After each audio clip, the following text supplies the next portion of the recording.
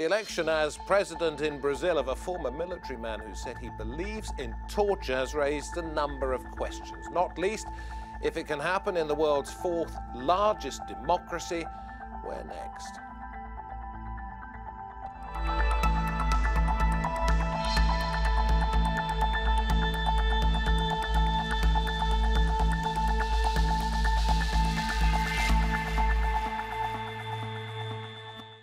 Very good to have you along for this edition of Roundtable. I'm David Foster. Now, is Jair Bolsonaro South America's Donald Trump, as has been suggested? He has in the past supported former South American dictators, saying in 1998 that Chile's Augusto Pinochet should have killed more people. So where will he take a country of more than 200 million people? And what was the appeal that got him to the presidential palace?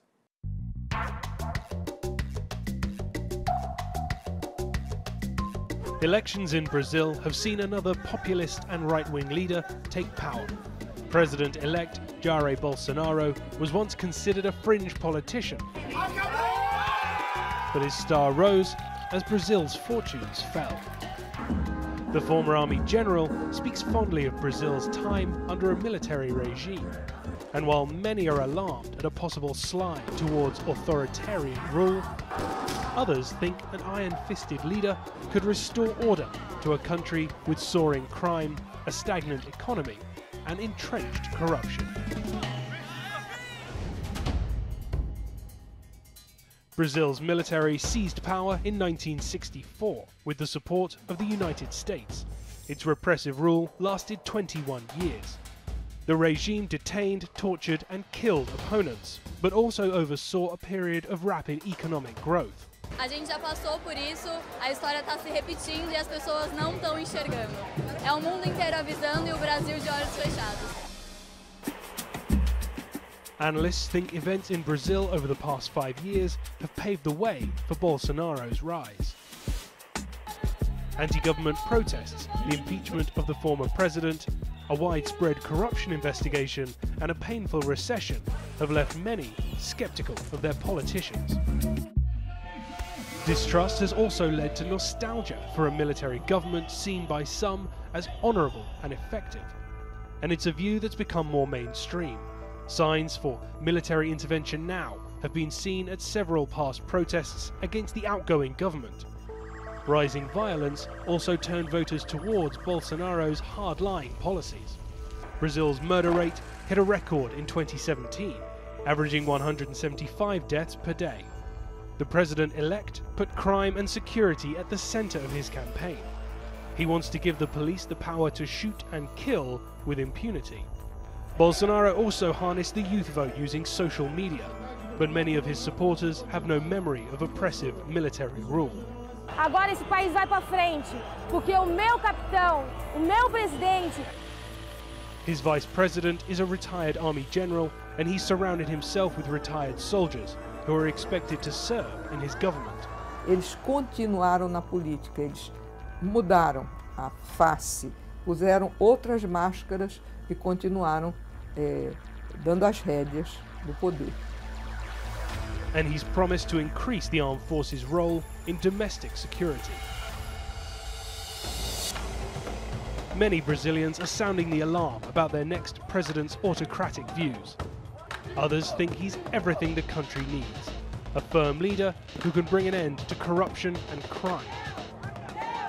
He was elected at the ballot box, not with tanks on the streets, but under Bolsonaro, how big a part will the armed forces play in Brazilian politics?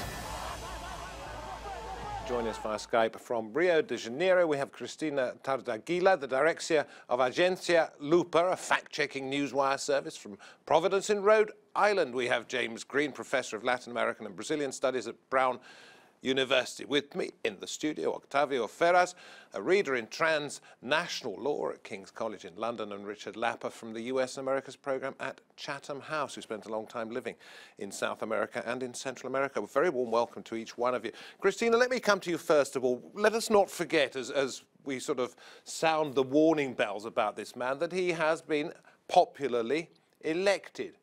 Now, what are the hopes of those who've put him in the presidential palace, first and foremost?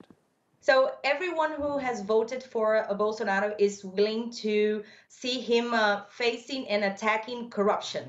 Bolsonaro has this huge way of saying that he's going to go against corruption and also offer the society what he thinks is the most important thing is that security issues will be solved. So he has two platforms, anti-corruption and security for the society. That's what his voters want to see in his government. Has society been polarized over this? Because he's described as authoritarian. As I mentioned in my introduction, he said Augusto Pinochet should have killed more people. Those people who didn't vote for him, are they very concerned about what might happen? Cristina. So yes, the people that voted for Fernando Haddad, which was the candidate for the Workers' Party, so the people voted. We are kind of afraid that he's going to go for the super authoritarian way of governing. These people are afraid he's going to be against the human rights, against the LGBT movement, against different religious movements that are smaller in the country. We are a very heterogeneous country. So he is going to go against the minorities, maybe against constitution. When the first round started, David, it was very interesting. Some newspapers made him swear he was going to obey the constitution. Some people actually asked him to promise he was going to obey the constitution, as if this was something was not something like we need to do, right? So he takes office come January. Let me put this question to you first of all, Octavio, but to each one of you, if you care to jump in on it. Is he, as has been suggested, South America's Donald Trump? That's a good question. I've heard people say that he's a mixture of Trump, Erdogan, and Duterte.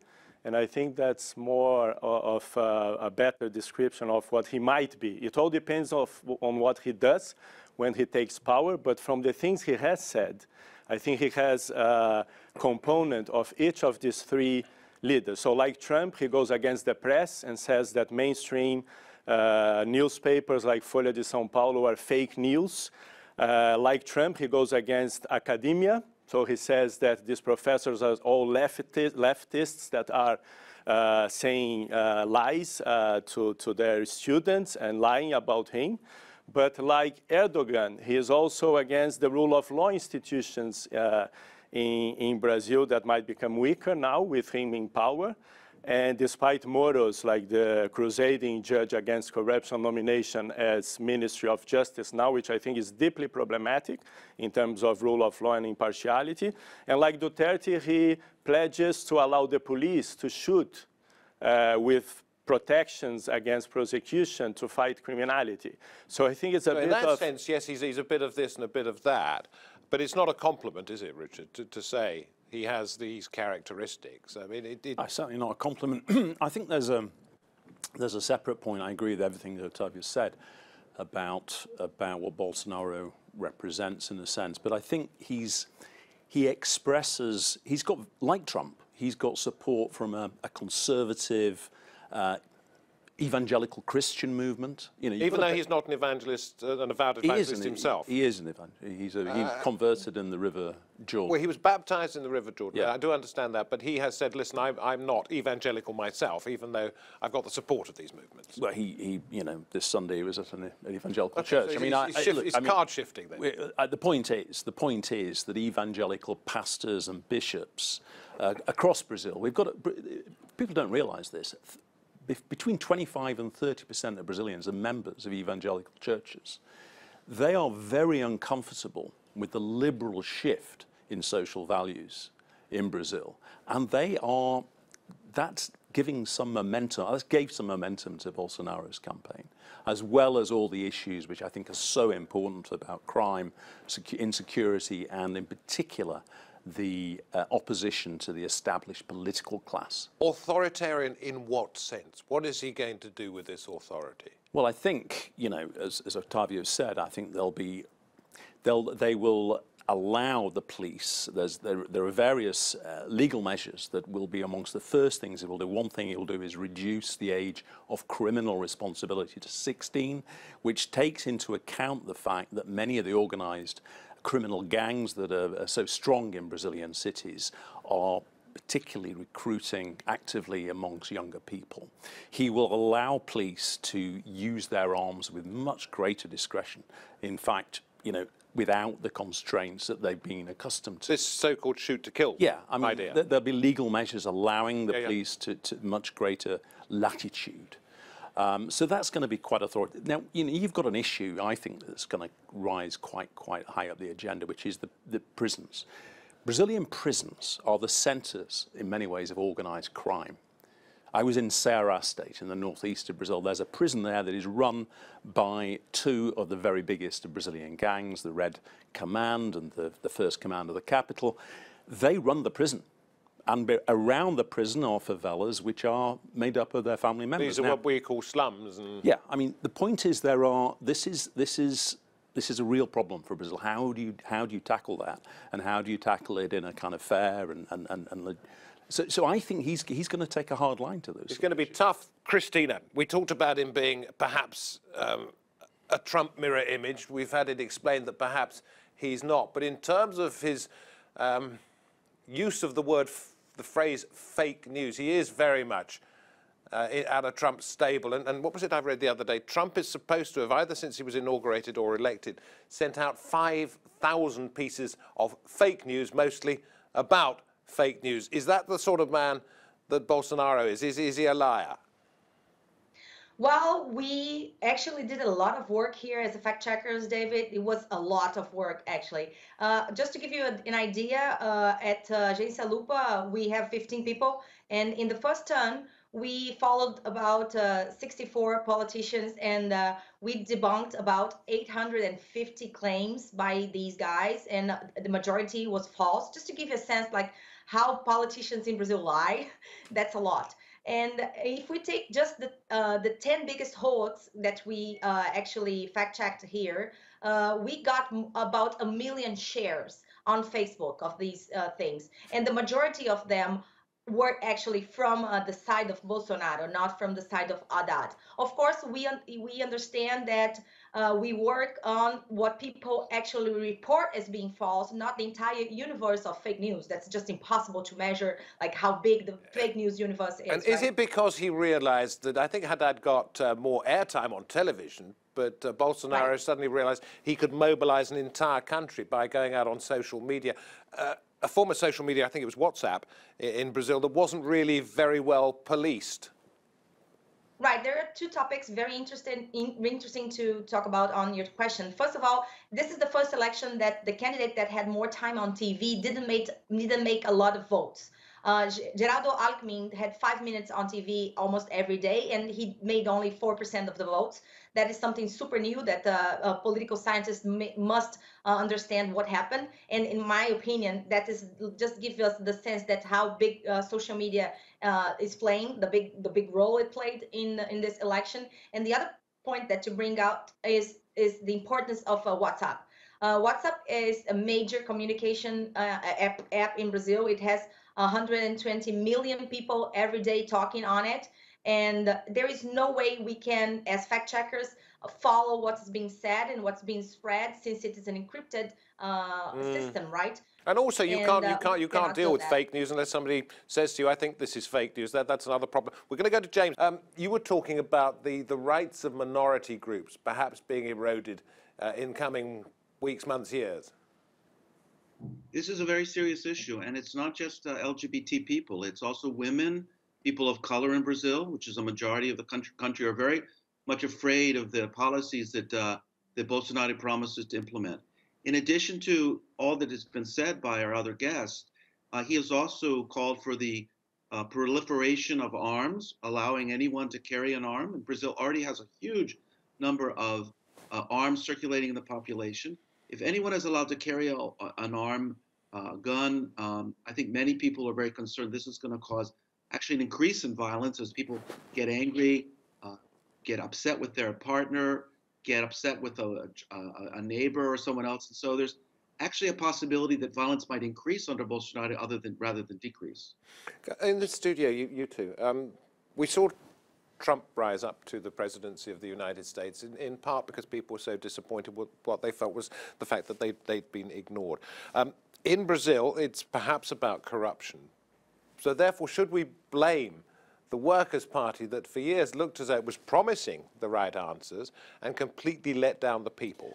So, I mean, my view is that the Workers' Party do bear some responsibility for the economic problems that Brazil experienced from 2014 when it sank into recession. They were certainly involved in corruption that's been exposed by the Lava Jato scandal. But you have to bear in mind that this is a problem that has really affected the whole of Brazil's establishment. The two parties that were most damaged in the election, the PSDB, which is the party of former President Cardoso, and the MDB, which is both these parties have been central to the return to democratic politics in Brazil since the end of military rule in 1985. These parties were decimated in the election, and so it's not just the PT here. It's not. There is a tremendous amount of anti-PT sentiment amongst Bolsonaro voters. I think many people felt that a PT government would be more damaging to them than a Bolsonaro government. So the establishment parties have, in the opinion of the Brazilian people, certainly a majority of those who voted, completely let down the country. And the alternative is a man who, as I say, has espoused the use of torture, wants more people to have more guns, wants the police to be able to defend themselves, in quotes, a great deal more. Are we seeing a shift towards the kind of military rule, perhaps not in terms of rank, and military fatigues, but the sort of rule that we saw back in the 80s, well, 60s to 80s? I mean, I think you have to be slightly careful about this. I mean, there are clearly senior former military figures who are going to be very prominent in the hardcore, if you like, of Bolsonaro's government. We've already seen announcements about that. The defense minister is likely to be a former soldier. His vice president, of course, is a former general. High-ranking generals are going to play a big part. But this is quite different from the military playing an institutional role, as happened in the 1960s in Brazil and onwards, and elsewhere, frankly, in Latin America. I'm not sure that the military have the appetite to go center stage. I think they'll want to secure their interests in a more sophisticated way, and I think, you know, we don't want to draw too close a parallel with what happened before. If I may jump in there about the military. Yeah. I totally agree with the analysis again, but we have to keep in mind that the military has intervened directly in Brazilian history since 1889 7 times, and other times, but more explicitly 7 times. There's a strong tradition, and there's a tradition of the middle classes supporting the military doing that. So whereas I don't think at this moment there's a possibility the military could intervene in politics because they're actually doing this legally through occupying ministries and other parts of the government by the invitation of Bolsonaro. Should there be a polarization in the country, a deeper polarization based on mobilizations and based on repression of mobilizations, because Bolsonaro has promised, for example, to make illegal and declare a terrorist organization, the landless peasants movements and a homeless people's movement that have very large social support among the activists who are involved in it. This is something I wanted to bring up right now, actually, in any case, which is whether, in fact, and let's bring in Octavio, and I saw Cristina was nodding her head. He is going to be able to say, through mobilizing popular support, that in fact he is fighting, if you like, the pinkos, as was the case in so many other Central and South American countries during the 1980s. He's taking on the forces of the left. He's stabilizing his country. He needs to crack down on all of these. Is that what we might see?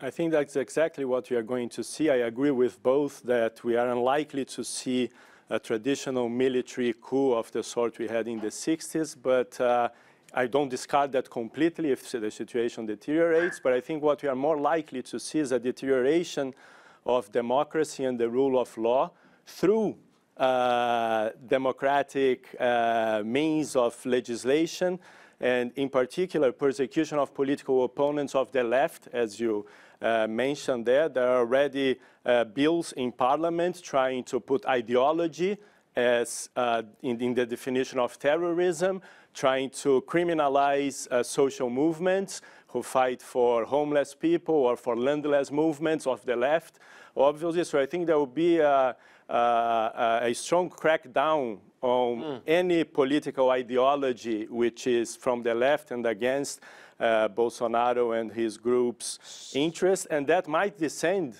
into perhaps a more authoritarian, for sure, that polarization, but who knows? It might descend into a more authoritarian. So let me throw this one out there for each and every one of you. I'll come to you first of all, Cristina, and you can all interrupt one another. 10 years ago, I think it was, I was interviewing the then Brazilian finance minister because Brazil was regarded as a shining light of emerging economies. It was going to be one of the new BRICS countries. It was going to show the way. Where has it all gone wrong from Brazil? And is this, Cristina, why we are where we are today? Yeah, I remember the Economist cover, like with the Christ like rising up. Do you remember? That was like a huge cover page from the Economist magazine. Well, yeah, I want to add one thing. We're running out of time. I've got to ask you to respond to that particular point, because then we can perhaps work out how things can be turned around. Sure. So many things went wrong, actually. We had all the corruption from Mensalão, which was the scandal in 2005. Then we went to the car wash operation, which is the scandal that is going on right now. I do agree that MDB and PSDB and also the PT just went down, and they are all involved with this. And it made like the political crisis is totally connected to the economical crisis. And this always taking us to the a wave of conservative bills that are going to pass in the Congress, because the Congress is made out of a new entire Congress made out of politicians from the right. James, what's it going to take to row back from here? Well, I think one of the problems that Bolsonaro faces is that many of the people who support him now are involved in corruption themselves. He himself was involved in illegally paying people who didn't work for him, but they were on the government payroll. He's a traditional politician in that regard. And so even though he's brought the person who led the Operation Car Wash into his government as the Minister of Justice, and I think revealing to a certain extent that Moro, this gentleman, attacked and jailed and declared that Lula was not allowed to be a candidate in the election, he also was going to be facing a contradiction of having a base of support that is involved in the same corruption that Bolsonaro is against. I mean, you lived there for some time. You were all over South and Central America. Yeah. Is what we're seeing perhaps more of the same, but just painted slightly differently? That we've got allegations of corruption against the man who's railed against corruption. We've got military strongmen coming back or not or whatever. Is this just sort of part of the seasons in South and Central America? To some extent. I mean, I think this is a very different world, right, to the world. I mean, Latin America is less isolated. It's far more connected with the rest of the world. People are more connected. You know, Brazilians are big users of smartphones. They're much more wised up about the world than they were in the than Latin Americans were in general back in the 1980s. It's just less. I think so. Gives hope for the future. I think this has been a failure of politics, a failure of the political class, and that it's been particularly bad in Brazil because the corruption scandal has gone so deep.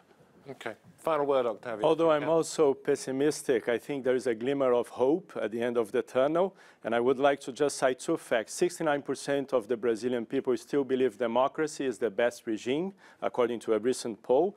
And 88 million people didn't vote for Bolsonaro. He had 57 million votes. So the majority of the Brazilian population has voted either for Haddad or has decided to invalidate or abstain from this election. So or perhaps they just forgot. You know, they could have stayed at home. You can't say that they were invalidating the election. 30 million stayed at home, 11 invalidated at the polls. So even if you add invalidated with Haddad, you have 58 million, which is more than Bolsonaro had. So I think it's important to put it in perspective. We are not seeing a tsunami of right-wing ideology in Brazil. We are seeing like a strong sentiment. Perhaps cynicism, which is what you would see if you invalidated or you stayed at home, has led to a point where we are seeing what we're seeing. That perhaps, but even people who voted for Bolsonaro, who I spoke with before the election, said, if he doesn't behave, we'll take him out just as easily as we took the Workers' Party out in the past. I'm not sure whether this is a realistic statement, but at least shows the sentiment of many of his own voters that they don't agree with a lot of his conservative agenda. Well, one would hope that they would take him out via the ballot box, not hope. Via the ballot box. That's what they mentioned. That may inspire the other side to do the same thing, and we're talking about military dictatorship all over again. Via the ballot box, they mentioned. In 4 years' time, we get rid of him. Different folks, different strokes, some similarities, but some big differences too, but it's incredibly important times for Brazil. James, sorry about the sound whistle we had earlier on. We did get your points through. And Cristina, thank you very much indeed. Fact-checking, keep fact-checking. You're probably going to need more staff for that. Thanks to all four of you for taking part in the programme. From me, David Foster, and the Roundtable team. You can pick us up on YouTube, Roundtable, TRT World. There's this programme and many more as well. I hope to have your company next time. For now, goodbye.